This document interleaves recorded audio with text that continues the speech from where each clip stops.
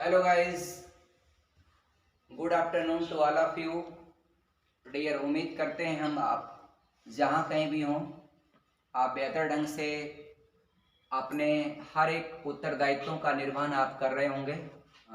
शर्मा जी हैं जो आप भली भांति इनको जानते होंगे, जो आपका हिंदी और जीएस के दो विषय की शानदार प्रस्तुति आपका करते आए हैं और आपका एक बेहतर इनका ये है। तो आज मित्रों हम हैं, मैं आर के यादव और मेरे पीछे आपका मेरे शिष्य भी खड़े हैं विशाल राव, जो आपका कमिंग सून आपका जो यूपीपी की तैयारी कर रहे हैं। अभी आपका आने वाली भर्तियां हैं, उसकी तैयारी में आपका सम्मिलित होंगे और शामिल होंगे।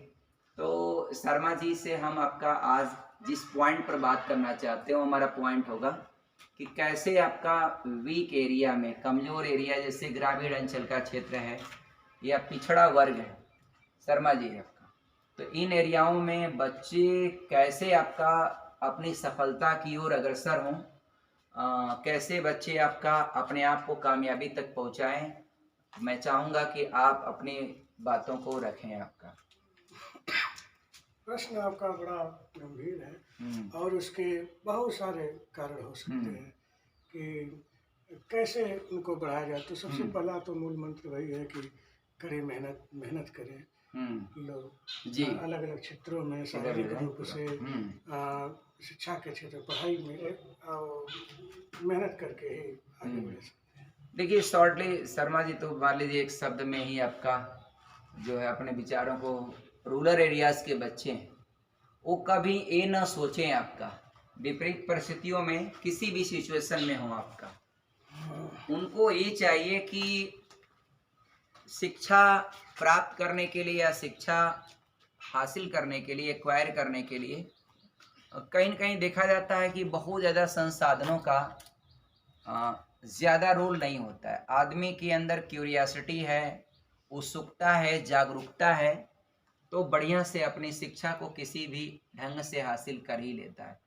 तो कहीं न कहीं आपका व्यक्ति को कोई चीज़ को पाने की एक चाहत, एक अपने लक्ष्य के प्रति आपका एक पागलपन, जिसको कहा जाए आपका कि एक जुनून, आपका लक्ष्य के प्रति असीम जुनून आपका, तो वो चीज़ आपका विद्यार्थी को होना जरूरी है। और अगर आपका कोई ग्रामीण अंचल का विद्यार्थी है, उसके अंदर जुनून है, वह कुछ कर दिखाना चाहता है, तो अगर कर दिखाना चाहेगा तो डेफिनेटली वो आपका कहीं भी रह करके, शर्मा जी आप इस बात को महसूस करते होंगे कि आदमी, आप अपने गांव समाज में भी देखा होगा आपने कि जो मड़ई में रहा हो, वो भी आदमी पढ़ करके उस मड़ई में बैठ करके आज टीचर बना होगा, आज प्रोफेसर बना होगा, आज लेक्चरर बना होगा, या आज अपने कार्यों को बहुत अच्छी तरह से आपका अपने कार्यों का उत्तरदायित्व आपका का निर्वहन कर रहा होगा।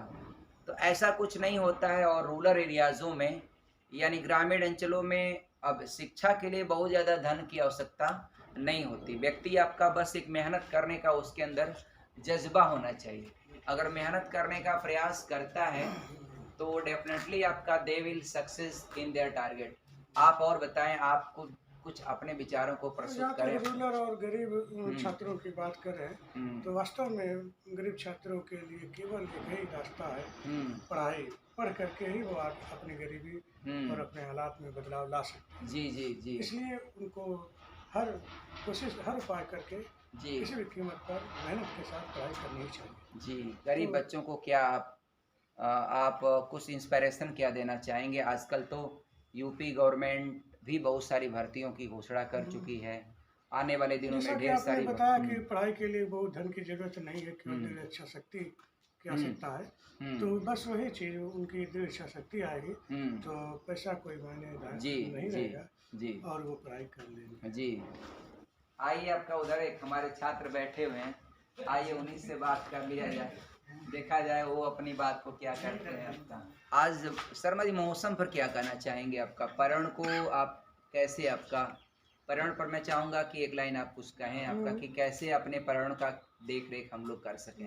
पर्यावरण पर देख रेख के वही जब तक जन जागरूकता नहीं बनी हाँ जी, और जन भागीदारी नहीं आएगी जी। तब तक पर्यावरण के तो जन भागीदारी के लिए आप क्या कहना चाहेंगे लोगों को? वही शिक्षा जागरूकता शिक्षा बहुत जरूरी। शिक्षा के माध्यम से पर्यावरण को हम कैसे अच्छी तरह से रख पाएं, तो इसके लिए कहीं न कहीं शिक्षा की ज़रूरत होती है। और शिक्षा के अलावा सर मतलब पर्यावरण में किसी प्रकार का पोल्यूशन वाली एक्टिविटी से हम बचें। आसपास जो लोग आपका प्लास्टिक, रैपर्स, बॉटल, प्लास्टिक ये सब चीज़ें खुले एरिया में फेंक देते हैं, और कहीं न कहीं जो आजकल पानी जो बहाते हैं लोग, सबमर्सिबल का पानी अनावश्यक खोल करके उसको बहाएंगे, सर आपका कहीं न कहीं आपका उपयुक्त नहीं है।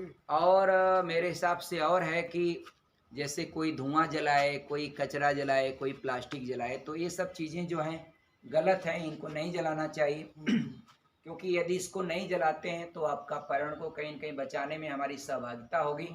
और जो व्हीकल या गाड़ियाँ इस्तेमाल करते हैं, तो बहुत देखते होंगे हम लोग, आपका देखते हैं कि बहुत सारी गाड़ियाँ हैं, तो गाड़ियाँ इतना ज़्यादा धुआं देती हैं और प्रशासनिक व्यवस्था आपका उस पर जो है अपने आप को उसको नज़रअंदाज कर देता है। तो ऐसी गाड़ियों को कम से कम आपका प्रोहिबिटेड करना चाहिए, निषेध करना चाहिए, उनको रोकना चाहिए, ताकि वह हमारे वातावरण में आपका जो धुआं दे रही हैं आपका, यानी कार्बन मोनोऑक्साइड या लेड जो हानिकारक प्रदूषक होता है, वो कहीं न कहीं आपका श्वास में और तमाम तरह की परेशानियां होती हैं। और दूसरी चीज़ आपका लोगों को पेड़ पौधा ज़्यादा लोगों को लगाना चाहिए। और कहीं कहीं देखा होगा आपने कि लोग अपने पेड़ पौधों को अपने बंटवारा के चक्कर में हरे हरे पेड़ों को लोग काट देते हैं, तो जो कि आपका बहुत गलत है। ऐसे पेड़ों को न काटें और धरातल पर ज़्यादा पेड़ों को, वृक्षों को लगाएं। हम लोग एक छोटा सा मान लीजिए आपका थोड़ी सी एरिया है, इसमें हम लोग चाहेंगे कि कैमरामैन आपका सारा कुछ दिखाएं कि मतलब किस तरह से आप अपने पर्यावरण को आप कैसे आपका सजा कर रख सकते हैं। थोड़ा सा आगे बढ़ करके मैं चाहूँगा कि कैमरामैन थोड़ा हर चीज़ को दिखाएं कि एक आपका कोई भी क्लाइमेट, अपने जलवायु को, अपने पेड़ पौधों को आप कैसे सजा के रख सकें। उम्मीद करता हूं दोस्तों आपका कि आप लोग जो है इससे आपका अपने आप को प्रेरित होकर के और ऐसे ही आपका हर चीज़ को आप लोकेट करेंगे। और गाँव में, समाज में अगर लोगों के पास कम पैसे हों, तो पैसे अगर कम हैं तो उस पैसे को ऐसा नहीं कि कम पैसा है तो ऐसे कर्ज लेकर के बहुत ज़्यादा कुछ बिल्डिंग इंफ्रास्ट्रक्चर तैयार करें। इंफ्रास्ट्रक्चर जितना भी कम हो वो ठीक है, लेकिन आपका जो डेवलपमेंट होना चाहिए, सिर्फ इंफ्रास्ट्रक्चर से ही सुंदरता नहीं लाई जा सकती है। आपका पेड़ पौधे हैं जो कॉमन आपका 10-20 रुपए में सारे पेड़ पौधे मिल जाते हैं, जिससे आप अपने धरातल को, अपने एरिया को, अपने क्षेत्र को एक बढ़िया आपका स्वरूप दे सकते हैं। तो डियर, उम्मीद करते हैं कि आप सभी लोग जो है, और आज जो है देखिए हम लोग के बीच में आपका सब लोग, काफ़ी लोग हैं। हाँ डियर, वातावरण भी आपका कितना सुंदर और सुहाना बना हुआ है।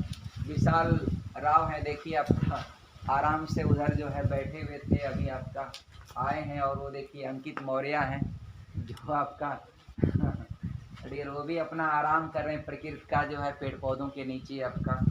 तो 4 डिग्री सेंटीग्रेड एक तो टेम्परेचर कम होता है, तो कहीं ना कहीं सर आदमी के पास पैसा न हो तो 150 रुपये में आपका 2-4-10 वृक्ष तो लगा ही सकता है।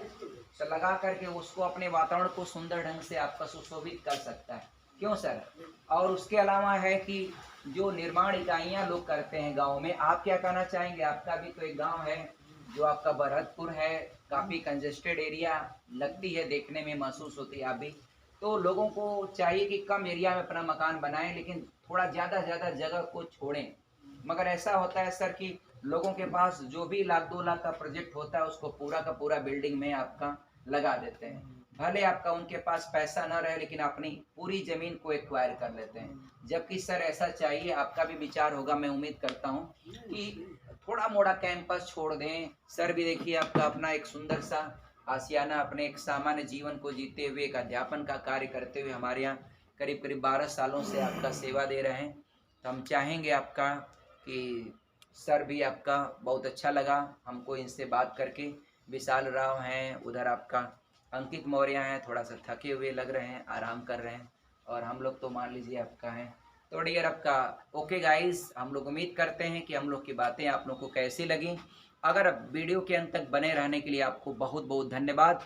और हम चाहेंगे कि हम लोग की बातें आपको कैसी लगी और उस पर अपना कमेंट प्रस्तुत करें, अपना कमेंट ज़रूर करें, वीडियो को लाइक करें और चैनल को अगर आपने अब तक सब्सक्राइब न किया हो तो मित्रों सब्सक्राइब जरूर करें, क्योंकि कोई भी कॉन्सेप्ट, कोई भी विचारधारा हम लोग समय समय पर प्रस्तुत करते रहते हैं। उसके अलावा इस चैनल पर बहुत सारे नॉलेज के क्लासेस, जो कंपटीशन के क्लासेस होते हैं, उनके विषय वस्तु को आपका अच्छी तरह से प्रस्तुत किया जाता है, दिखाया जाता है, ताकि तमाम ऐसे गांव में गरीब बच्चे जिनके पास पैसा न हो, ऑफलाइन जाकर शहरों में रहकर पढ़ने के उनके पास साधन न हो, वो भी आपका कम से कम एक नेटवर्क कोई भी ले करके और अपनी पढ़ाई को बेहतर ढंग से आपका निर्वहन कर सकें। तो इसी के साथ मैं अपनी बातों को विराम देते हैं। ओके, थैंक्स, जय हिंद, जय भारत।